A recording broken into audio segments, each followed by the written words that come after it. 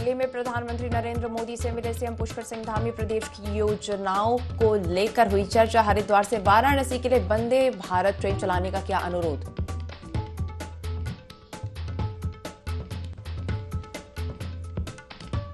हरिद्वार जिला पंचायत अध्यक्ष पर लगा वित्तीय अनियमितता का आरोप। विपक्ष ने लगाया आरोप। मामले में गढ़वाल कमिश्नर ने दिए जांच के आदेश।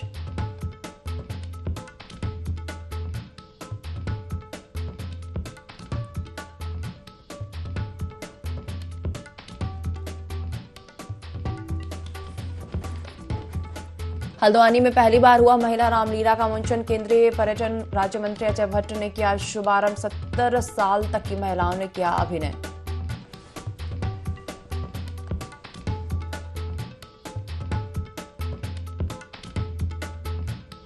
बेटियों को बराबर का हक दिलाने की दौड़। रोजाना 7 किलोमीटर दौड़ लगा रही बेटी अंजू। चंपावत पहुंचने पर जिलाधिकारी ने किया सम्मानित। कहा महिला और बेटियों के लिए प्रेरणा का स्रोत अंजू।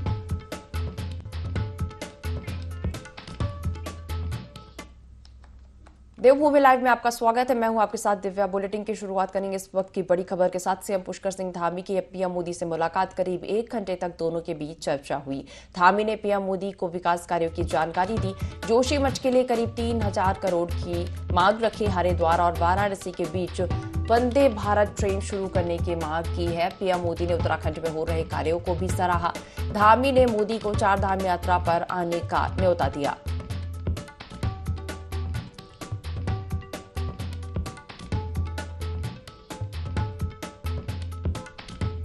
धामी ने पीएम मोदी को विकास कार्यों की जानकारी दी। सीएम पुष्कर सिंह धामी ने पीएम मोदी से मुलाकात की। करीब 1 घंटे तक दोनों के बीच चर्चा हुई। धामी ने पीएम मोदी को विकास कार्यों की जानकारी दी। जोशीमठ के लिए करीब 3000 करोड़ की मांग रखी। हरिद्वार और वाराणसी के बीच वंदे भारत ट्रेन शुरू करने की मांग की।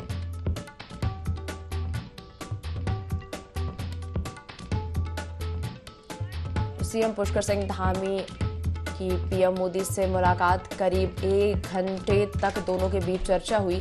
ज्यादा जानकारी लेंगे। ब्यूरो चीफ आकाश कौर्ण हमारे साथ जुड़ गए हैं। आकाश, सीएम पुष्कर सिंह धामी ने पीएम मोदी से मुलाकात की है। करीब 1 घंटे तक दोनों के बीच चर्चा हुई।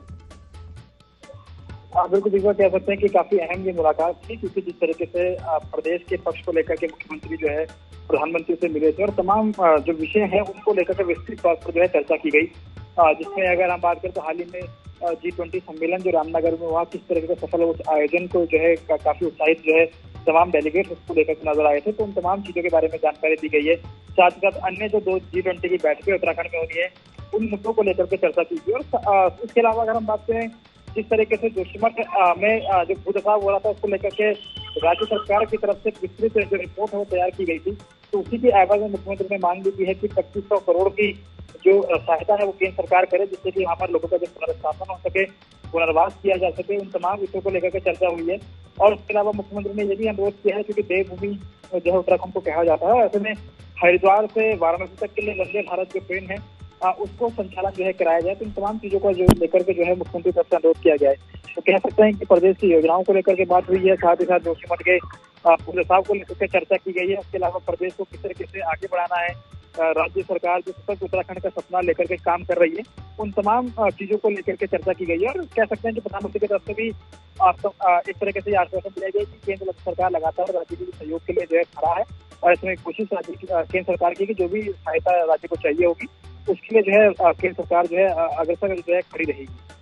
आकाश, सीएम धामी ने पीएम मोदी को विकास कार्यों की जानकारी भी दी है और पीएम मोदी ने उत्तराखंड में हो रहे कार्यों की भी सराहना की। देखिए, बिल्कुल जिस तरीके से प्रधानमंत्री का ये सपना है कि 2025 का राज्य सशक्त राज्यों की संज्ञा में आया, राज्य में जो है सभी राज्यों से जो है सर्वश्रेष्ठ राज्य उत्तराखंड बने। तो तमाम परिकल्पना को लेकर के राज्य सरकार काम कर रही है। खुद मुख्यमंत्री लगातार पर मॉनिटरिंग को लेकर कर रहे हैं। तमाम विभागों को भी निर्देशित इस तरह से किया जा रहा है। तो उसी के तहत कहीं ना कहीं कह सकते कि विकास कार्यों की जानकारी भी दी गई है। और साथ ही साथ ये कोशिश भी की गई है कि राज्य सरकार का जो 1 साल का कार्यकाल हुआ है उस तमाम 1 साल में क्या कुछ काम किए गए हैं उसको लेकर भी जो है विस्तृत चर्चा की गई है।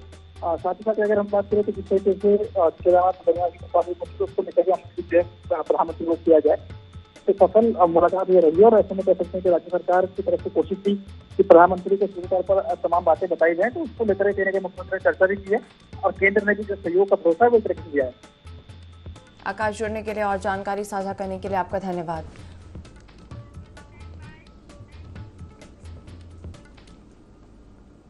रुक करेंगे अगली खबर का। हल्द्वानी पर्वतीय संस्कृति उत्थान मंच में पहली बार महिला रामलीला हो रही है। केंद्रीय पर्यटन मंत्री अजय भट्ट ने रामलीला का शुभारंभ किया। बता दें कि रामलीला को लेकर लोगों में खासा उत्साह देखा जा रहा है।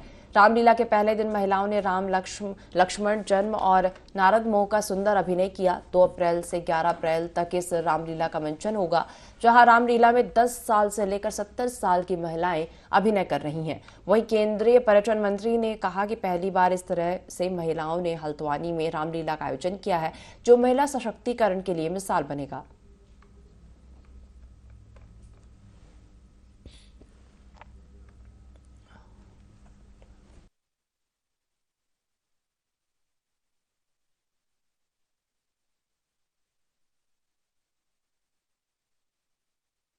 करीब 1.5 महीने से चल रहा है और उससे पहले यहाँ पर पहले ऑडिशंस हुए थे, सारे किरदारों के ऑडिशंस हुए थे, तो हमने ऑडिशंस दिए थे पहले, तो उसके बाद ही हमारा जो है किरदार ऑडिशंस के थ्रू यहाँ पर डिसाइड हुआ है कि किसे क्या बनना है। और बहुत अच्छा लग रहा है, पहली बार हमें एक नया अनुभव मिल रहा है और श्री प्रभु राम के किरदार में उसको मैं कर पाऊँ बहुत अच्छी तरीके से, वही कोशिश जारी है। और आशा है कि सभी लोगों को ये जो रामलीला है महिलाओं की वो पसंद आए और वो उसे सराहे। नैनीताल के अंतर्गत मेरी मातृशक्ति ने आज इतिहास रच दिया है। आज से मातृशक्ति रामलीला प्रारंभ कर रही है। स्वयं हर पात्र का मंचन वही करेंगे, मातृशक्ति ही होंगी। मेरी बच्चियां, मेरी बहनें, मेरी लड़कियां, हमारी पुत्रियां रामचरितमानस का मंचन कर रही हैं, रामलीला कर रही हैं। इससे पहले मेरे गढ़वाल मंडल में मेरी बहनों ने रामलीला का मंचन किया है। तो मातृशक्ति द्वारा इतना जबरदस्त कदम उठाया गया है, ये समाज के लिए भी एक उदाहरण है। मैं खूब बधाई देता हूँ, उज्जवल भविष्य की कामना करता हूँ, सफलता की कामना। लक्सर के मुबारकपुर गांव में भारतीय किसान यूनियन के राष्ट्रीय अध्यक्ष चौधरी संजीव तोमर पहुंचे, जहां रुड़की लक्सर मार्ग पर उनके स्वागत के लिए सैकड़ों लोग खड़े रहे। यूनियन के तोमर गुट ने किसानों की विशाल पंचायत आयोजित की थी, जिसमें किसान नेता चौधरी परविंदर सिंह को उत्तराखंड का कार्यकारी प्रदेश अध्यक्ष नियुक्त किया गया। इस दौरान चौधरी संजीव तोमर ने आगामी किसान महापंचायत में फसल भुगतान समेत भ्रष्टाचार और महंगाई जैसे कई मुद्दों पर बात की।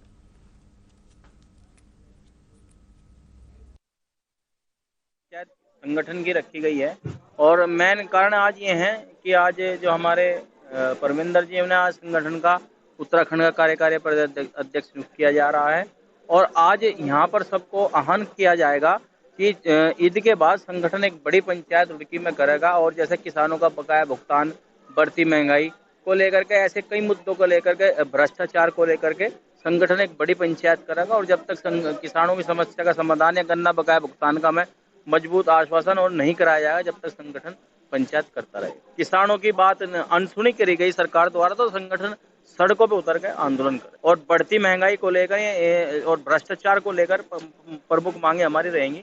हमने आज राष्ट्रीय अध्यक्ष जी चौधरी संजीव तोमर जी को अपने गांव मुबारकपुर में बुलाया है। इस वजह से एक तो यहाँ संगठन का विस्तार करना, दूसरा किसानों की जो फसल बर्बाद हुई है उसके लिए आज राष्ट्रीय अध्यक्ष जी से वार्ता होगी। इसी बारे में एक विचार होगा, उसके लिए सरकार को एक ज्ञापन दिया जाएगा कि किसानों की जो फसल बर्बाद हुई है उसका मुआवजा किसानों को दी। लक्सर के हरिद्वार मार्ग पर स्थित एक निजी बैंकेट हॉल में कश्यप निषाद संगठन ने भगवान महर्षि कश्यप जन्मोत्सव समारोह आयोजित किया। कार्यक्रम में हरिद्वार लोकसभा सांसद डॉक्टर रमेश पोखरियाल निशंक बतौर मुख्य अतिथि के रूप में मौजूद रहे। इसके अलावा बीजेपी से जुड़े कई प्रदेश और जिला स्तरीय नेताओं सहित हरिद्वार के जिला पंचायत अध्यक्ष किरण चौधरी और बीजेपी अन्य पिछड़ा वर्ग मोर्चा के प्रदेश अध्यक्ष राकेश गिरी भी मौजूद रहे।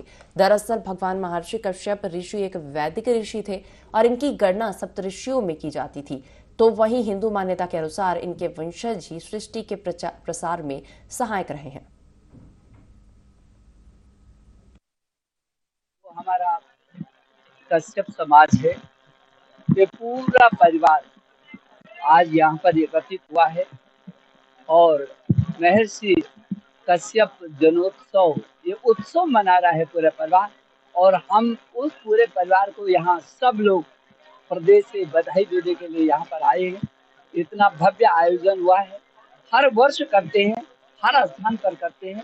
सारे लोग हमारे दोनों जिलों के जिला अध्यक्ष संदीप गोयल जी और शोभाराम जी सहित पूर्व में हमारे राज्य मंत्री का दर्जा प्राप्त श्यामी जी सहित सारे वरिष्ठतम लोग आज यहाँ पर इस समाज को बधाई देने के लिए आए हैं। हरिद्वार के जिला पंचायत अध्यक्ष पर वित्तीय अनियमितताओं का आरोप लगाया गया। इसके बाद गढ़वाल कमिश्नर ने जांच के आदेश जारी कर दिए हैं। वहीं डीएम ने जांच कमेटी भी बना दी है। अब जांच के बाद ही कोई कार्रवाई की जाएगी। वहीं अब यह भी देखा जाएगा कि पंचायत के जो विकास कार्य हुए हैं उनमें किसी तरह की कोई गड़बड़ी तो नहीं हुई।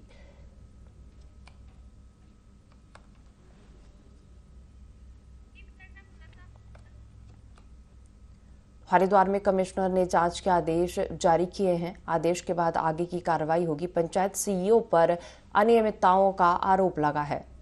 गढ़वाल कमिश्नर ने जांच के आदेश जारी किए हैं। डीएम ने जांच कमेटी भी बना दी है। अब जांच के बाद ही कोई कार्रवाई की जाएगी। वहीं अब यह भी देखा जाएगा कि पंचायत के जो विकास कार्य हुए हैं उनमें किसी तरह की कोई गड़बड़ी तो नहीं हुई।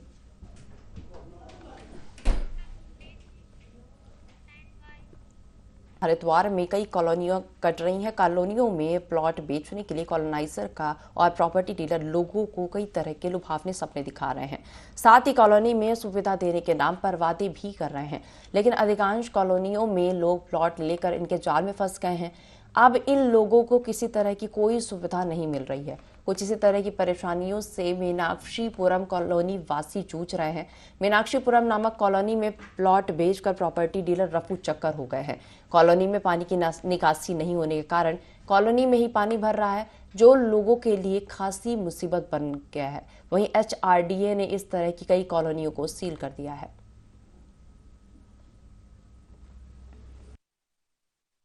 समस्याओं का समाधान नहीं होता। हम समस्त कॉलोनी वासी मीनाक्षीपुरम के यहाँ धरना प्रदर्शन करेंगे। बीवी बच्चों के साथ हम यहाँ पर बैठेंगे, भूख हड़ताल भी करेंगे। हम पूरे शासन प्रशासन और जितने भी यहाँ के मूल निवासी लोग हैं रावली महदूद के, उन्होंने चारों तरफ से इस कॉलोनी को सील किया है, पानी को बंद किया हुआ है। अगर हम प्रशासन के पास जाते हैं, प्रशासन कहता है कि अपने गाँव के प्रधान को लाओ, और प्रधान को अगर बोलते हैं तो प्रधान जी कहते हैं कि आप उससे बात करो जिससे प्लाट खरीदा है। अगर उसके पास जाते हैं वो कहता है कि आपने मुझसे थोड़ा ना प्लाट लिया, मैंने तो वहाँ डीलर बिठाया था, उससे प्लाट लिया है, उससे बात करो। तो ये बात घूम फिर के हम पिछले 1 साल से समस्या को झेल रहे हैं। आज पानी की स्थिति यह है कि हमारे घरों में घुस चुका है पानी। समाधान यही चाहते हैं कि हम लोग का निकास हो जाए पानी का। जो हमारे बच्चे स्कूल पीछे जा रहे हैं, मार्केट है, हम लोग मार्केट भी नहीं जा पा रहे। इतनी पानी भरी हुई है कि सबके घरों में पानी जा रही है।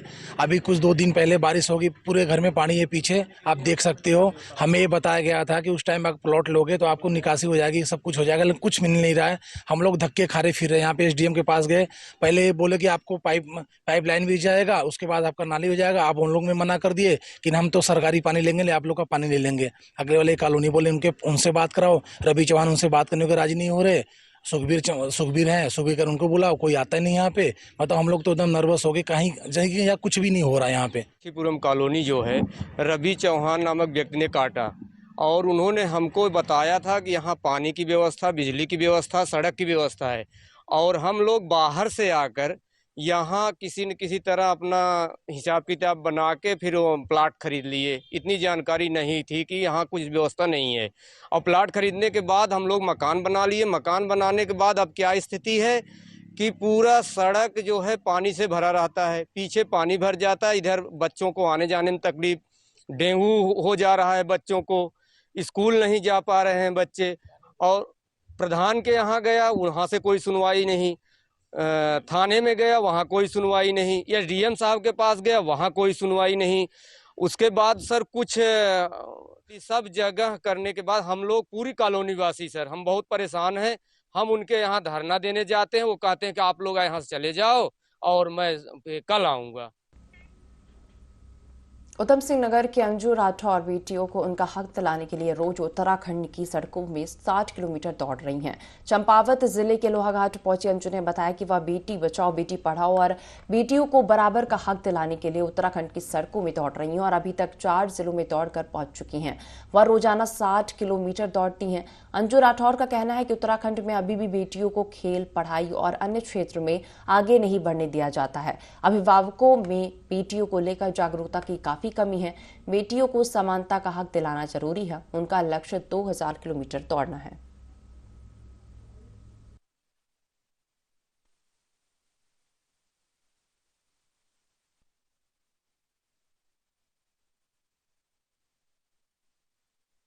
बचाओ बेटी पढ़ाओ। मैं ये संदेश लेकर उत्तराखंड के सारे जिलों में जाऊंगी और उधम सिंह नगर से मैंने स्टार्ट की थी और लास्ट उधम सिंह नगर में ही खत्म करूंगी, हरिद्वार से। अब ये मेरा चौथा जिला हो जाएगा चंपावत। उत्तराखंड में बेटियों की बहुत कमी हो रही है। लोग मतलब लड़कियों को पढ़ा भी नहीं रहे हैं, बहुत छोटी उम्र में शादी कर दे रहे हैं और लड़कियों की खुद की मतलब उनकी इच्छा को सुनते नहीं है लोग। उनके माँ बाप नहीं सुनते हैं, घर वाले जो भी पड़ोसी रिश्तेदार ये सब उन पे दबाव डालते हैं कि तुम ये काम करो। उनकी खुद की इच्छाएं हैं कि वो भी तो कुछ करना चाहती हैं, वो भी आगे बढ़ना चाहती हैं, इसलिए उन्हें आगे बढ़ाओ और समाज में बोलने का हक उन्हें भी दो। ऐसी छात्राओं को और लड़कियों को इन जनरल बहुत बहुत बधाई देता हूँ कि आप आगे आए और इनसे सीख लें और एक रोल मॉडल हैं ये। और हमारी जो सारी जनपद की जो लड़कियां हैं, लड़के भी हैं, फिजिकल हेल्थ कितनी इम्पोर्टेंट होती है और ये महिला सशक्तिकरण के लिए बहुत ही अच्छा मैसेज है। नैनीताल के लालकुआं में पूर्व सैनिकों ने देशव्यापी रैली का आयोजन किया, जहां पूर्व सैनिक संगठन बिंदु खत्ता ने शहीद स्मारक से लालकुआं तक विशाल रैली निकाली और तहसीलदार को राष्ट्रपति और प्रधानमंत्री के नाम ज्ञापन सौंपा। इस दौरान पूर्व सैनिक संगठन अध्यक्ष ने कहा कि भारतीय सेना में विभिन्न विसंगतियों और वन रैंक वन पेंशन हित विभिन्न मांगों को लेकर प्रदर्शन किया और उनकी मांगों पर गौर करने को कहा।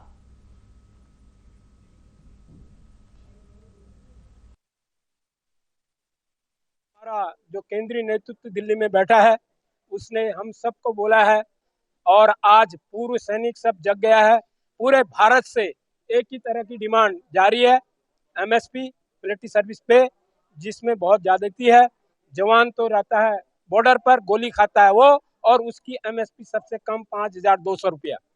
और जो वहां पर बैंकरों में रहते हैं, एसी में रहते हैं, जिनकी गार्ड ड्यूटी भी जवान देता है, उनकी 10,000 15,500। जो एमएसपी फील्ड में जाती नहीं नर्स, वो भी हमारी बहन है, हमारी बेटी है, लेकिन वो जाती नहीं कहीं भी, बंदूक भी नहीं उठाती, उनकी 10,500। तो ये विसंगतियां को दूर करने के लिए हम लोग यहाँ पर एकत्रित हुए हैं। जनपद उधम सिंह नगर के जसपुर में पूर्व विधायक के प्रयास रंग लाए हैं। दरअसल पूर्व विधायक डॉक्टर शैलेंद्र मोहन सिंघल ने बताया कि उन्होंने मुख्यमंत्री पुष्कर सिंह धामी को विभिन्न मार्गों के पुनर्निर्माण के प्रस्ताव दिए थे, जिस पर सीएम धामी की स्वीकृति के बाद अब वित्तीय स्वीकृति भी हो चुकी है। जल्द ही इनका पुनर्निर्माण कार्य लोक निर्माण विभाग द्वारा प्रारंभ किया जाएगा। सड़कों के निर्माण की वित्तीय स्वीकृति होने पर पूर्व विधायक सहित भाजपाइयों ने सीएम धामी का आभार प्रकट किया। की सड़कों में काफ़ी सुधार की आवश्यकता है और उसमें काफ़ी प्रस्ताव शासन को भेजे गए हैं और उसमें कुछ मंजूरियां भी आई हैं। करीब 4 करोड़ 35 लाख रुपए की मंजूरी आ चुकी है, जिसमें मुख्यतः हमारा नादेही रोड, उसमें अलावा हमारे धर्मपुर चौराहे से रायपुर मार्ग और जो हमारा जसपुर नगर है उसमें सड़क ऊंची हो गई और टाइल्स नीची रह गई हैं, तो ये पूरी टाइल्स दोबारा लगेंगी और नाले जहाँ क्षतिग्रस्त हो चुके हैं जसपुर नगर में, वो भी उसमें सुधार होगा। और एक रोड और पतरामपुर से मनोरथपुर गांव तक, वो भी काफ़ी जीर्ण शीर्ण हो गई थी। तो ये 4 मुख्य काम 4 करोड़ 40 लाख रुपए करीब के आए हैं। तो हम सब ने बहुत बहुत धन्यवाद मुख्यमंत्री को दिया है और ये आशा की है कि और भी हमारे जो मार्गों में सुधार की आवश्यकता है उस पर भी सरकार ध्यान देगी। उत्तरकाशी में नगर पालिका कूड़ा डंपिंग के कारण चर्चाओं में बनी हुई है। कूड़े के निस्तारण में नगर पालिका फेल होती दिख रही है। वहीं जनपद की दूसरी नगर पालिका चिन्याली सॉट कूड़े के से लाखों कमा रही है। महज 50 किलोमीटर की दूरी पर दोनों नगर पालिका के क्षेत्र में इतना बड़ा अंतर है। एक और नगर पालिका उत्तरकाशी कूड़े को डंप न कर शहर के गेट पर पहाड़ बना रही है, वहीं दूसरी ओर चिन्यासी सॉट नगर पालिका कूड़े को खाद और अन्य प्रकार से बेचकर लाखों रुपए कमा रही है।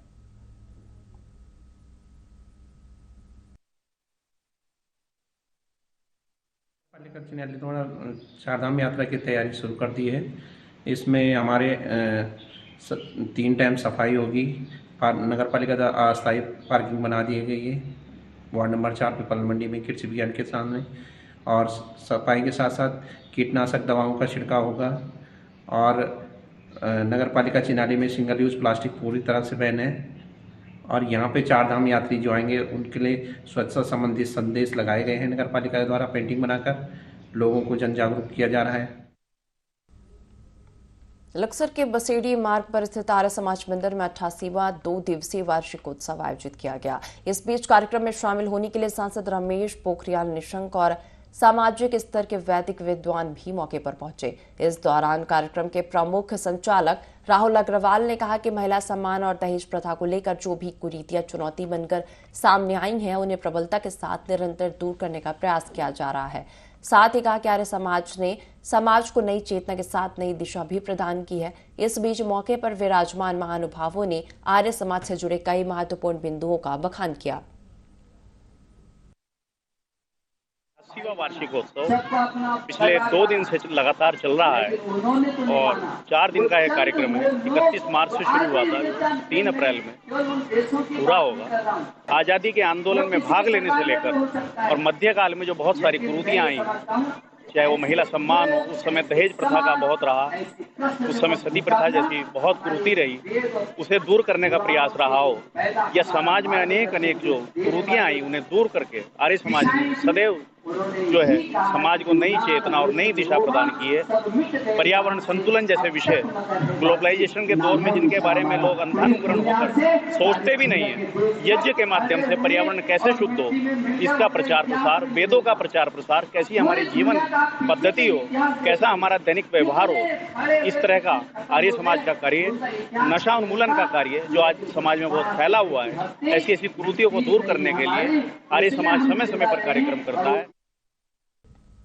जोशीमठ को भूधसाव आपदा से बचाने के लिए निर्मित गांधी मैदान में श्री रामलीला और महायज्ञ किया जा रहा है, जिसके तीसरे दिन धनुष यज्ञ, परशुराम लक्ष्मण संवाद और सीता स्वयंवर का मंचन हुआ।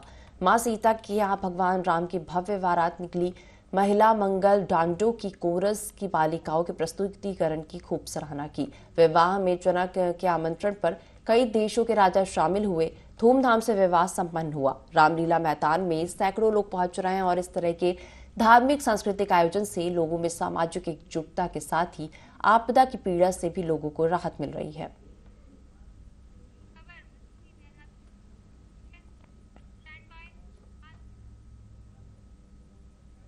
मसूरी देहरादून मार्ग पर आईटीबीपी के पास शेरगढ़ी में उत्तराखंड परिवहन की बस अनियंत्रित होकर खाई में जा गिरी। हादसे में बस में सवार 2 लोगों की मौके पर ही मौत हो गई और करीब 19 लोग बुरी तरह जख्मी हो गए, जिसके बाद एसडीआरएफ, पुलिस और स्थानीय लोगों की मदद से घायलों को मसूरी अस्पताल पहुंचाया गया। जानकारी के मुताबिक हादसे का शिकार हुई बस मसूरी से सवारियां लेकर देहरादून जा रही थी, जिसमें 40 से ज्यादा लोग सवार थे। तो वहीं पुलिस हादसे का कारण जानने में जुटी हुई है।